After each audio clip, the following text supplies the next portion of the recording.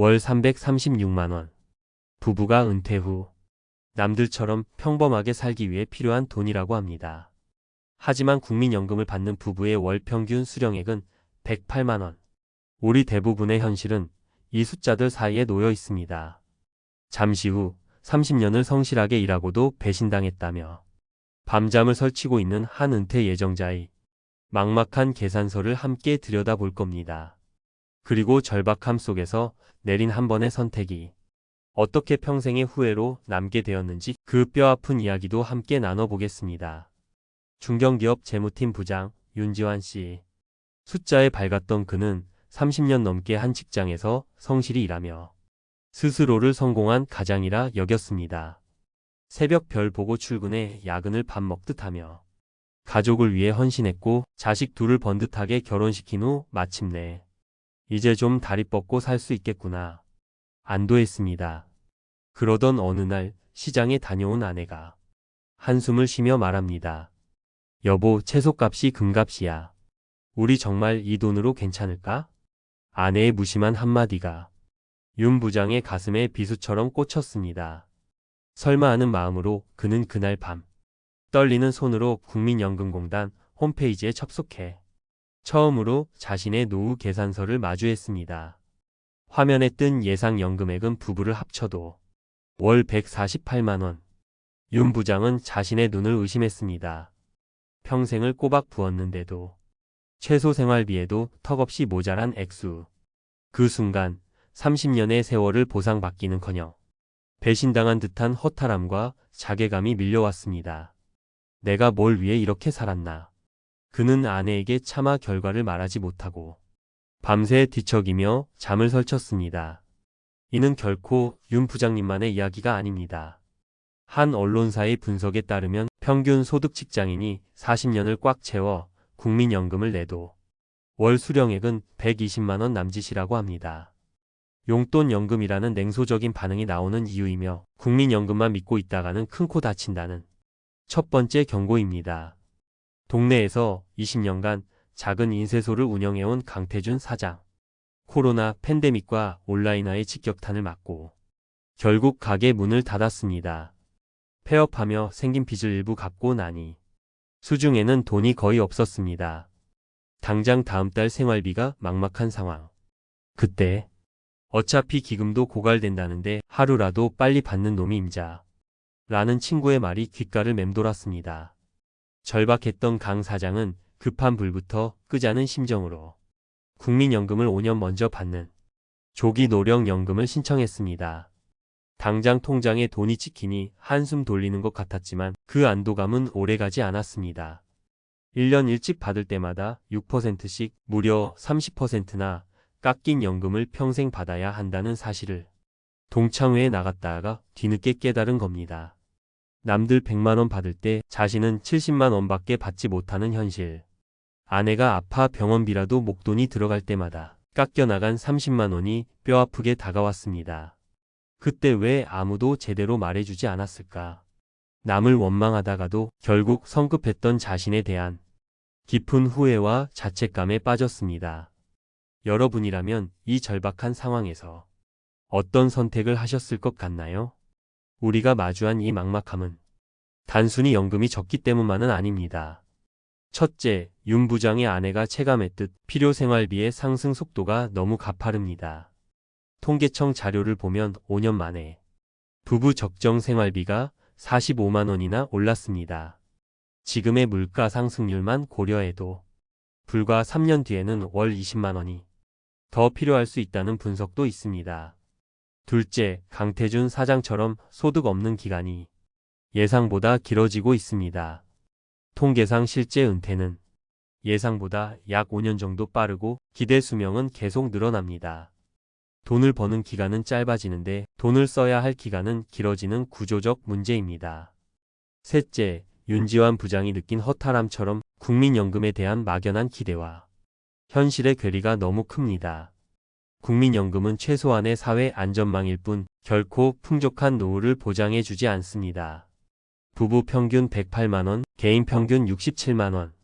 이라는 냉정한 수치가 이를 증명합니다. 자, 지금까지 우리는 윤지환 부장님과 강태준 사장님이 안타까운 사례를 통해 외면하고 싶은 현실을 마주했습니다. 어쩌면 마음이 더 무거워지셨을지도 모릅니다. 하지만 지금부터가 진짜 중요합니다.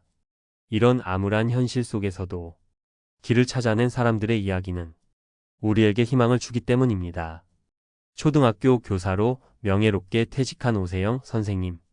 남편과 합산한 연금은 월 250만 원 남짓으로 나쁘지 않았지만 마음 한편에는 늘 불안감이 있었습니다. 그러다 주변 친구들이 자녀에게 용돈을 받았으며 눈치 보는 모습을 보고 큰 충격을 받았습니다.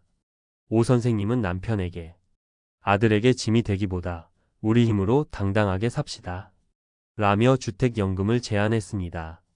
남편은 그래도 이건 아들 몫으로 남겨줘야지 라며 완강히 반대했지만 오 선생님은 자식에게 손 벌리는 초라한 부모가 되는 게 더 미안한 일이라며 끈질기게 설득했습니다. 긴 고민 끝에 주택연금에 가입한 부부. 매달 100만 원이 넘는 돈이 추가로 들어오자 이들의 삶은 180도 달라졌습니다. 경제적 안정에서 오는 심리적 평안함은 물론 자녀들 앞에서도 더 당당해졌습니다. 이제 부부는 함께 텃밭을 가꾸고 근교로 여행을 다니며 진정한 우리 인생은 지금부터 라며 제2의 신혼을 만끽하고 있습니다. 그렇다면 우리도 부족한 167만 원의 구멍을 메우기 위해 무엇을 해야 할까요? 첫 번째 해결책은 잠자고 있는 가장 큰 자산, 내 집을 깨우는 것입니다. 오세영 선생님 부부처럼 집 한 채가 유일한 재산인 은퇴 가구가 많습니다. 주택연금은 이런 분들에게 가장 현실적인 대안이 될 수 있습니다. 국가가 평생 지급을 보증하고 부부 중 한 사람이 먼저 세상을 떠나도 연금액의 100%가 남은 배우자에게 그대로 지급됩니다.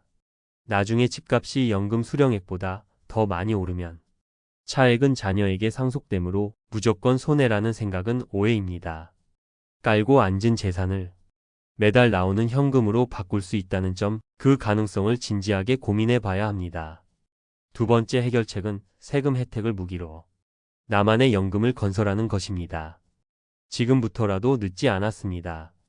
소액이라도 개인형 퇴직연금이나 연금저축계좌를 활용해야 합니다. 20년간 인쇄소를 운영하며 성실히 소득신고를 했던 강태준 사장님이 매년 조금씩이라도 IRP 계좌에 돈을 넣고 세액 공제를 받았다면 조기 수령이라는 성급한 선택을 피할 든든한 비상금이 마련되었을지도 모릅니다. 국가가 세금을 깎아주면서까지 노후 준비를 하라고 등을 떠밀어주는 제도입니다. 어렵다는 생각 대신 일단 계좌부터 만들자는 작은 실천이 노후의 격차를 만듭니다. 마지막 세 번째 해결책은 진짜 내 연금을 정확히 알고 최적의 시나리오를 짜는 것입니다. 모든 준비의 시작은 아는 것입니다. 윤지환 부장님이 퇴직 1년 전이 아니라 5년 전에만이라도 내 연금 알아보기를 눌러봤다면 전략을 세울 충분한 시간이 있었을 겁니다.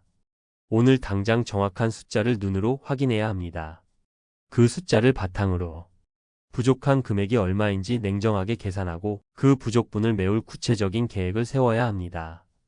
특히 최대 5년 늦게 받는 연기연금을 신청하면 1년에 7.2%씩 최대 36%나 더 많은 연금을 평생 받을 수 있다는 사실도 반드시 기억해야 합니다. 월 336만 원이 필요하다는데 내 연금은 턱없이 부족하다. 이 사실은 우리를 불안하게 만듭니다. 하지만 오늘 우리가 이야기 나눈 것처럼 길은 분명히 있습니다. 국민연금이라는 1층 집 위에 퇴직연금이라는 2층을 올리고 주택연금과 개인연금이라는 3, 4층을 튼튼하게 쌓아 올려야 합니다. 윤지환 부장님은 이제라도 늦지 않았다는 생각에 아내와 함께 주택연금 상담을 예약했습니다. 강태준 사장님은 깎인 연금이지만 아내와 함께 소일거리를 찾으며 작은 행복을 만들어가고 있습니다. 오세영 선생님 부부는 오늘도 함께 가꾼 텃밭을 보며 웃음 짓습니다. 당신의 노후는 어떤 모습이길 바라십니까? 오늘 영상이 막연한 불안감을 덜어내고 나도 준비할 수 있다는 구체적인 자신감을 얻어가는 계기가 되었기를 진심으로 바랍니다. 당신의 준비된 노후를 응원합니다. 오늘 이야기 어떻게 들으셨나요? 여러분의 소중한 생각과 경험을 댓글로 함께 나눠주시면 서로에게 큰 힘과 지혜가 될 겁니다.